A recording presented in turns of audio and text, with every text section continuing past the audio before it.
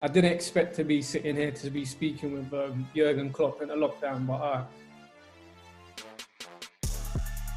So 3-1 down at boys. This is the day where we create a story which we can tell our grandchildren.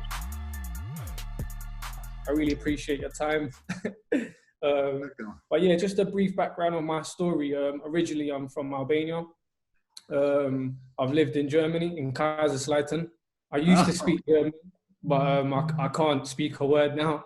Sometimes when I look at videos when I'm younger and I'm thinking I'm speaking German, it's pretty strange. But yeah, so I lived in Germany for 4 years. And then from there, I moved to the UK, to London, East London, which is it's an interesting place. It definitely helps you to build character, for sure.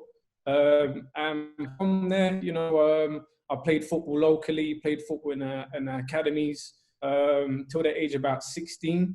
And then from there, I got released, which was a critical time in my life personally. And then I thought, you know, there's something more that I just want to be part of football. So I thought, you know, let me get into coaching from a young age. I started coaching at the age of 24. I had a period of from 16 to about 20. I stopped playing football completely. Again, when I was 16, I was devastated that I didn't get a youth contract. And again, yeah, growing up in East London, there's a lot of temptation, being around the wrong crowd, things like that, you know, family dysfunction. And, you know, at that age, it's critical for a young man to have, you know, a functional family. But nonetheless, you know, I went through a trial and tribulation. I started to, again, like I said, I started hanging around with the wrong crowd, to the point where I was in hospital. I got stabbed, and, you know, that was my moment. That was my critical moment where I was thinking, you know, I need to get back into football, because I completely stopped watching football. I didn't want anything to do with it. When the football was on the TV, I said, I don't want to watch football. And that was the moment when I said, you know what, I need to get back into football. And literally I was out of shape. I was not fit. And yeah, I got to the basics, started running, started doing things like that, went into the non-league football. And then I got into a certain level. I played full-time football in Cyprus. And then eventually my ambition as a player didn't really match my ability. So I thought, you know what, let me get into coaching. So I started coaching locally, started to set up my own academy. And then from there, it got the attention of Arsenal community.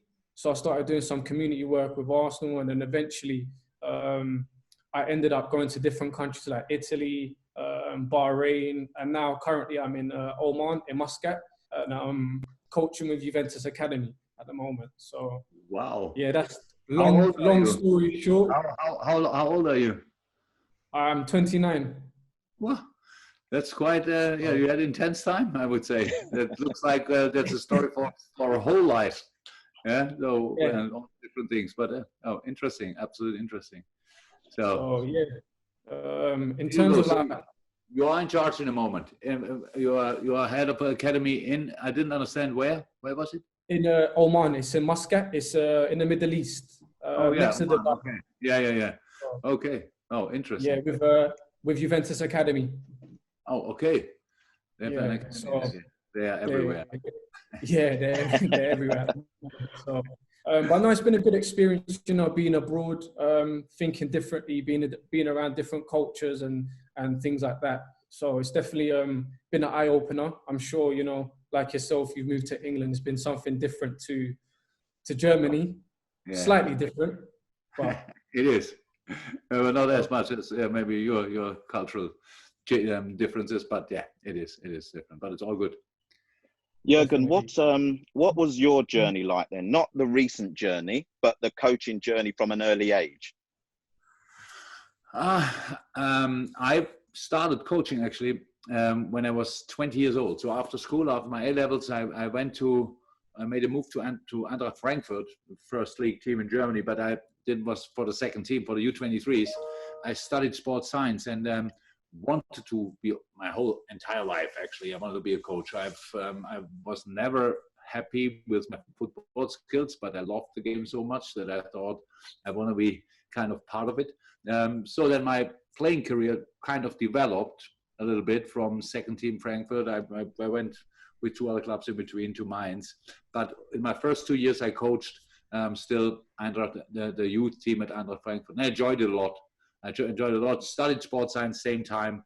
Played then semi-professional football and professional football. Stopped coaching. And when I did my batches during my career, not all, so not the FIFA license, but all the others.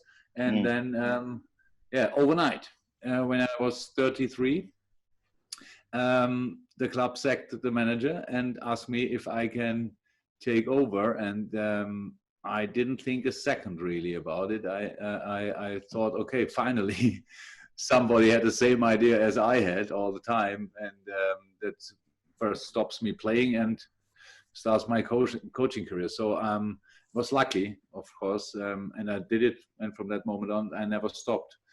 So it's long ago, meanwhile, pretty much 20 years ago. Yeah, but inside, I wanted to be a coach, but I couldn't tell really a lot of people because I was a player. And as a player, the last thing what you do is to go to your coach and tell him, by the way, I think you do this wrong, this wrong, this wrong. and I respect the rules of the game too much that I would have ever done this. I never spoke to a coach or a manager and told him that I think he should do something different. I just accepted it, but I made my own. I had my own thoughts about it, and thought maybe if I'm in charge at any day in the future, I probably will do it different or exactly like he did. So how a player career is, that's it. Brilliant. So Gerald, the floor is yours in terms of questions, because I'm still not sure where Taff is, but the floor is yours in terms of question to Jürgen. Yeah. Perfect. So something that but going back to I read your book, which like your history and things like that. It's something that gravitated towards me, towards you, should I say, is like your demeanor and your style as a coach in terms of your looks, your dress code, things like that. And someone like me, coming as a refugee to England, appearance and things like that is something that I've always, been kind of cautious about, or been a bit, how can I explain? I've been quite critical of myself to make sure, I'm well dressed and things like that. But in terms of you, like when I look at you, I don't see a traditional coach in terms of suit. I don't think I've ever seen you in a suit personally. So, things like that. It's like, for me, how or why did you kind of go against that traditional look of a coach? That's interesting. So, but I can read between the lines that I look like a tramp on the sideline. Yeah. But it's all good. I take that. So, but it's not a problem. To be honest, I never thought about it. Never is not right. For me, it was a player, and the next day I was a coach. That was my life. So I didn't even think about what I could wear. So that's one thing. There was in my locker room was the tracksuit of the guy before, who had the job 2 days before. So I took this one. So just took it and wore it. Didn't even fit me. I didn't think a second about it. I always was just focused on the game. I never thought about how do I look. I know it's not too cool because we are working in public. But then when I came to Dortmund, I thought, maybe now I have to change. So I tried for a while wearing jeans and a shirt, something like that, but I just didn't feel comfortable. And I realized, I think the day before the game, what will I wear tomorrow? And I'm not smart enough to have this kind of different thoughts in my mind. I can be focused on football or something else in that moment. I have no space, but that doesn't mean it's bad for you, what you are doing or what other coaches are doing. I think, for example, the best dressed manager is Pep Guardiola, to 100%. Everything what he wears looks just like, exactly, that's right for him. And he doesn't wear a suit, he just wears casual stuff. The thing is, there's a little bit inside you and what you told me now, that you as a kid came to England as a refugee, stuff like this. I don't know the English word for it, but maybe you what is deep in yourself is a little bit of lack of confidence. You think you have to convince people with the way you look. That's, by the way, something my father told me always when I left for school in the morning. He always said, you want to go like this to school? What will the teacher think? And I told him that time, I'm not interested what he thinks about my gear. If he's not interested in me as a person, I'm not interested in him. It was pretty, not sure if the right way to say it, but as a kid, it was like this. So I don't want to look awkward. I just don't care in these moments. If I go to a wedding or whatever, I wear what I have to wear. In this moment, I can decide it. That means I don't decide it. Somebody gives me the stuff and I wear it. For you now, be yourself as a coach anyway. It's the most important thing that you really be yourself. Football is it's a cloud thing. You could be the best coach in the world and you have the worst team. Not a real chance. You can be not such a good coach, but have the best team. Can work for a while, but not really. You have to make sure for yourself that you are just by yourself, that you just think about the things you want to think about. And if dressing is one of these things, you want to look great, then wonderful, because it's a festive day, it's a big day, so you want to wear a suit. It's completely fine. I'm just not made for this, that's all. But it's more my fault than your fault. It's really about that you just do what you think is right for you, because whichever role model you have as a coach or whatever, you can never do the same things, because your football has to be mirrored by your soul. I'm 100% convinced. All the rest will always lead to a situation where you realize, I want something different, but all the other people want to see that, so that doesn't really fit together. That's a little bit, that's the thing. So that's where the differences you can see. I like when you see the soul or the character of a coach in the team you watch. You can see, okay, this team plays, look, Pep Guardiola again. If you see a team playing, you think, wow, that's either way Pep Guardiola or somebody who worked together with him. Maybe in some moments you see teams where you think, oh, they are maybe a little bit inspired by me, but it can never be exactly the same. You have to bring your own character in. And dressing is one part of our character. So be yourself, wear what you want, but don't make it the most important thing, because just in the end, the game is all what counts. The players are what counts, so it's not too important. But don't worry, you can be world champion in a suit or in a tracksuit. That's not important. You just have to feel comfortable. No, for sure, I agree with you, and this is why I said I gravitate to style, because I feel a bit more relaxed with things like that. Anyways, but in terms of your mentality, how did you get to that point where you said, I don't care what people think about? Look, our childhood was completely different, obviously. I'm raised in a very small village in the Black Forest. Very 1,500 people living there. I think when I was 20, I didn't meet as many people as you in a day in London. So that's how small it was there. 2 elder sisters, 5 and 7 years older. So my father was waiting for the prince, working on that actually. And when I came, from that moment on, I couldn't make a lot of things wrong. Let me say it like this. That means I was full of confidence as a kid. Whatever I did, my mother said, brilliant. My father said, sensational, until a specific moment in life. So 15, 16, maybe it was not exactly like this anymore. But so it means I got filled with confidence and love. So, and that's, I never worry. I don't doubt people. If I meet somebody, I'm completely open. If the other person is not honest or whatever, or want to harm me or whatever, I will realize later. So I have no time to think about that before. I'm first and foremost completely open, like now. So I have nothing to hide, actually. And that's the difference. And on top of that, I realized really early in life that Jesus Christ is a very important person to me.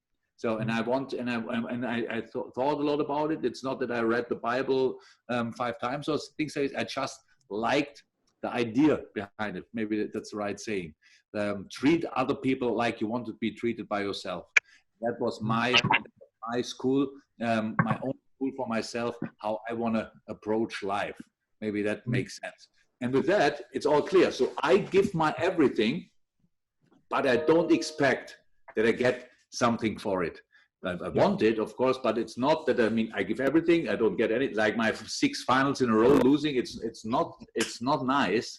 But for me, it was okay, because for me, I could still appreciate the way to the final. Other people don't do that, I know that. But for me, I was completely fine. I was not an unhappy person or depressed person after losing a final. It's just part of life. I accepted that. Much nicer to win the final, obviously, I can tell you. But it's still absolutely okay. And so means I give everything. I expect from my players to give everything, and then we will see what we get for it. That creates the mentality of the team and my mentality as well. Jürgen, thank you. We've finally been joined by Taff, who was having some connection problems. I'm not sure why, but he's here. So I'm going to give the floor Hello, to nice Taff. to meet you. Hi, Jürgen. Nice to meet you. Hi. All right, we've only got about 12 minutes more of Jürgen's time, Taff. So if you can do a brief introduction and then fire away your first question to Jürgen as well. So my name is Taff, Rahman, currently working as a FA coach educator. My background has been within academy coaching, and long-term ambition is to work at the professional level at the senior men's game. In terms of my question, I think it also wraps up a little bit about my journey. I've been heavily working on my leadership capabilities, which has taken me to work in the Middle East, to the Far East, to work in Guyana, in South America. And I remember one of the opportunities where we was at the Brazil National Museum, and I was looking at the players that we was managing for the Guyana national team. Considering Guyana has never been to a major competition, and my job was to paint a picture for them to vision where we're going to. And I remember saying, let's make history, not just walk through it. So that was a very powerful statement, and ultimately we managed to make it to the Gold Cup. How do you describe and communicate, land your messages to players, especially the fact that money or experiences is given to them? How do you land your messages to people with that kind of given situation already?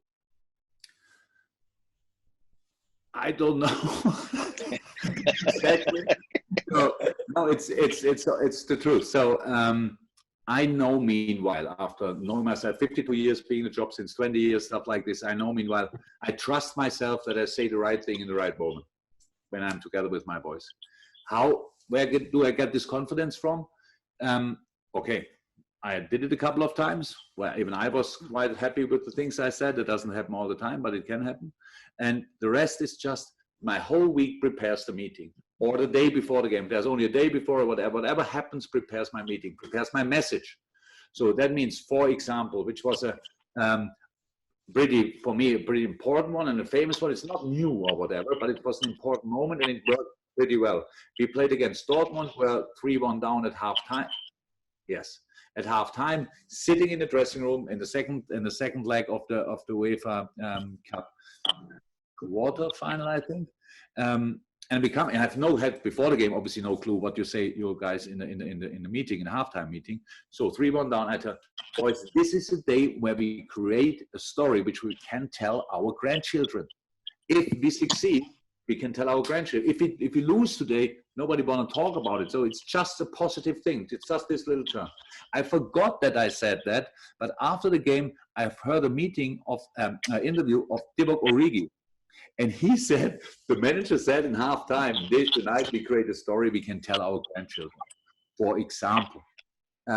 Another thing what I said before the Barcelona game, I think, and it was not planned, not prepared, it was exactly what I thought. It's really unlikely that you go through against Barcelona when you lose the first game. So it's pretty impossible to do it, but because it's you, we have a chance. That's what I told my boys. And it was 100% what I thought. So, and why can I say that? Because I know my boys, because I see my boys. I know what they're able to do, because I saw the first game. So the preparation for this, you cannot create a proper message by searching for a message. You do that, obviously, but it has to come natural. So like creating your own history, create history instead of walking through is really a strong one. But I don't think it's like reading a book and think you can use that. That can work, but the strongest message is really which comes from yourself and which fits to the situation we're in. And that means it's prepared in the few days before or the week before the game. So I'm just not sure, but pretty sure that I will find the right words in the right moment, because the situation is like it is. The boys create the story and I have to say it. Brilliant. Absolutely. Taff, I'm going to allow you another one. No, thanks for sharing that. And it's interesting you mentioned about the epic game, Liverpool versus Barcelona, and the 4-0 win. I love those games. I'm a big fan of those games. But what I'm more interested in is how do you sustain a winning run or a undefeated run for 44 games? What is the secret ingredients? What kept the players going for that long? Because rising for big occasion is part of it, but how do you do that week in, week out? What's the driving force behind that?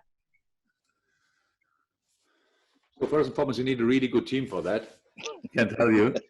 You can't do that with each team. But, and then it's and how do you get there? How do you get to 10 games in a row, 20 games in a row? It's exactly the same like you get to 40 games in a row.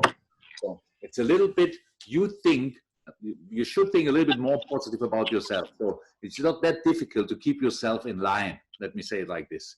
So for me, it's easy. So we win a game. I'm happy about that. The next day, I don't think a second about the game, especially in a week when you play on Wednesday again and next one on Saturday and stuff like that. About it. You just take good feeling. So it means that doesn't change anything for the next game.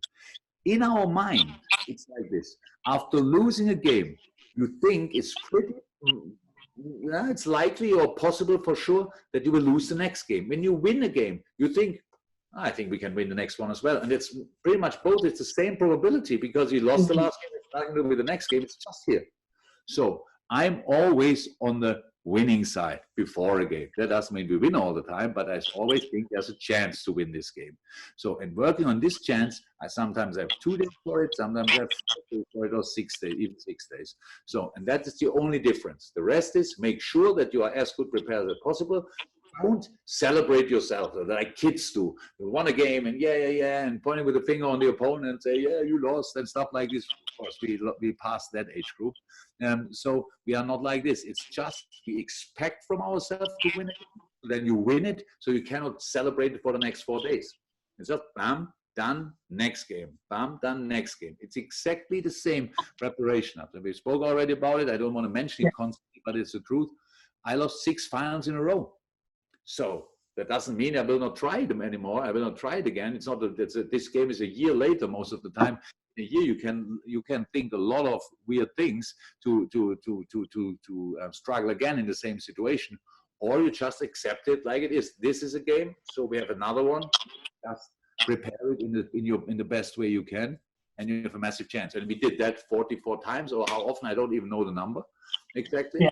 We did that, but we did exactly the same before the Watford game, which we lost, obviously, because you cannot do more than give your best. And we did that all the time, and against Watford, it didn't work out. Our fault, but we are human beings, so none of us are perfect. So that's it. Brilliant. Gerald, bring you back in now. Brilliant. No, in terms of, I was watching Sadio Mane's documentary the other day. Brilliant documentary. And there was a moment in the documentary where I think he was after a Champions League game and he was driving back home or something like that. And he said, do you know what? Do you know what's special about Klopp is that he's always positive. Where do you find that positivity when the stakes are so high and there's so much pressure? Where do you find that positivity within you? I'm very often positive. I wouldn't say I'm always positive, but I'm very often positive. That's true. Easy. If you would have asked me 20 years ago, what would you wish for your life from a professional point of view, or even from a private point of view, if you would have told me I will be married with a wife like Ulla, I have the 2 boys we have, and I would have said, okay, done, deal, I do. If then somebody would have told me, so you will manage Mainz, Dortmund, Liverpool, you will win twice the Champions, bam, bam, all that stuff, then I would have said, yeah, clear, let's do it. And I still appreciate it like crazy that I'm in a situation like this, that I can work with these world-class players together. I get up in the morning and I have a smile in my face because it's just great. It's a blessing to do what I do. And so it's not so difficult for me to stay positive. It's a general thing. Can the boys disappoint me? Not really. When something doesn't work out, I think my message wasn't clear enough. Not they are too dumb to get what I told them. So that's really important stuff. So it means why should I be unhappy with myself? I just have to improve my message. So I'm not angry with the boys. In a game sometimes when they don't run enough or stuff, then I'm angry in a moment, but not in general. So my life is too good to be not positive from my point of view. As long as I stay healthy, it's all good. So I was lucky in a few moments in my life, really, and I am still. And that means not that I always get what I want, but it means that sometimes at least I get it, and that's often enough for me, and so I'm fine with everything. So positivity is not so difficult. It's always two options.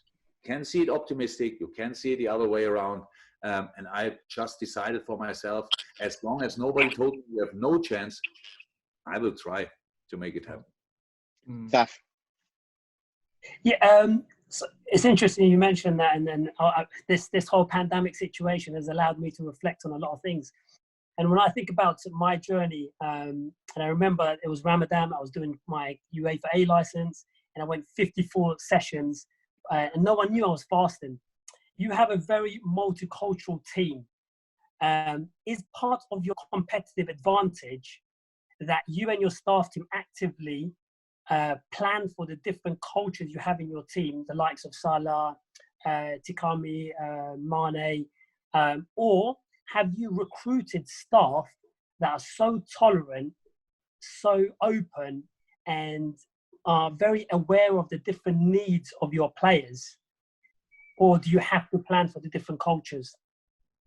We don't really think about it before, because in a different culture, I think you have still a lot of differences. So I think I don't think that all Egypt people are like Mo Salah.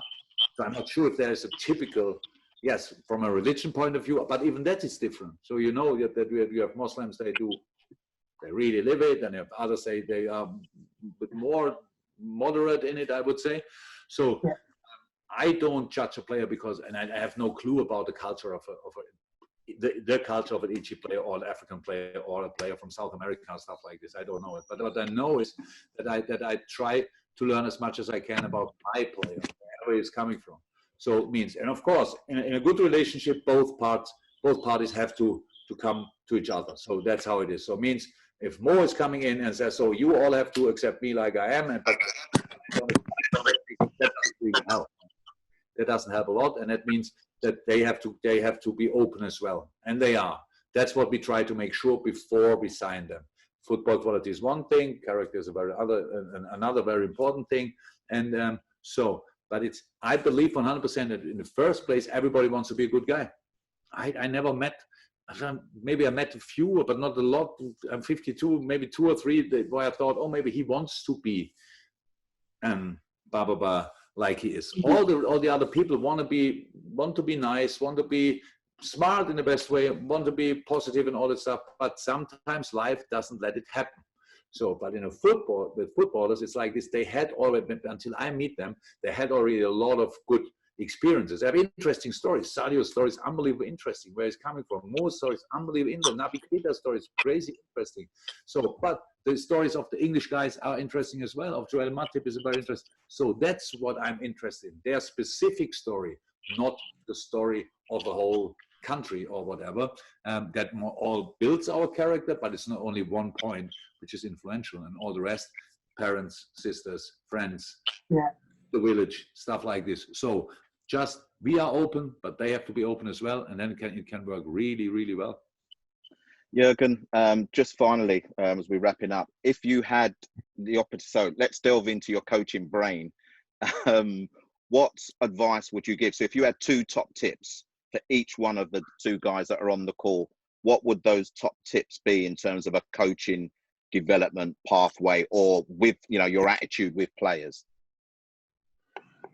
It's nothing now what you would write in a book or something like this. It's easy to say. So there are so many coaches out there, and if you are really ambitious and want to go up to the top, wherever it will be, you have to understand the game as good as possible. The interesting fact with football is that that's why what we realize every day, that pretty much everybody thinks he's an expert. So because it's a nice game, it's a simple game. So that means that everyone's talking about why he's not shooting that ball, why he's not crossing past the ball, and all that. It's that easy. It's a very simple game, but it's not that easy. So, and that's why we stop why so many people think they understand it, they stop so early to learn about football. There are a lot of things to learn about. There are a lot of things you can do, a lot of things to watch and learn from. So that means you have to learn constantly. You have to be open to learn. Then you have to, that's one thing. You have to be really to learn. In the moment you stop learning, the game develops. The game develops constantly. When I started 20 years ago, so what, is this the same game? No, it's absolutely not the same game. It's so much more physical, so much quicker, so many things which are really different. And now that's one thing. What would I give you? Keep learning. Really try to understand it better and better and better. And the other thing is be yourself, because you have no other chance. In the moment when you try to act like somebody else, the day is not the things you have to do over the day. Then the day is too short for that, because you constantly act like somebody else. What would he do in this situation? What would he? A manager, a coach has to make decisions. Decisions have to come from yourself, and not from experience how somebody else would have done it. So be yourself and learn more and more about the game. And I would say there's a big chance that one day we play against each other. Why not? Jürgen, I can't thank you enough. I'm going to let the guys thank you very briefly as well. But, you know, from our point of view, particularly today when I know you're back in, I absolutely appreciate half an hour with you. Inspirational. And I'm sure that if Matt twists your arm again, we'll be able to do it again in the distant future. So one question, which is the stronger foot of your son? My Does he know that? No, but he was left-footed and worked as hard as possible on the right, to the point where people do not recognize what is the strongest foot. Wow. He just worked and worked, and he did it. He worked hard and hard and hard. But yeah, I'll let him know that you asked. My left foot got weaker with each day of my life. So really? I started with a weak left foot and ended up with a very, very, very, very weak left foot. Listen, we're going to run out of time. So Taff and Gerald, do you want to say a big thank you to Jürgen for us, please? Yeah, Jürgen, appreciate your time immensely, and hopefully one day we will be able to come and visit you at the training ground. Sure. Oh, he's put that one in there.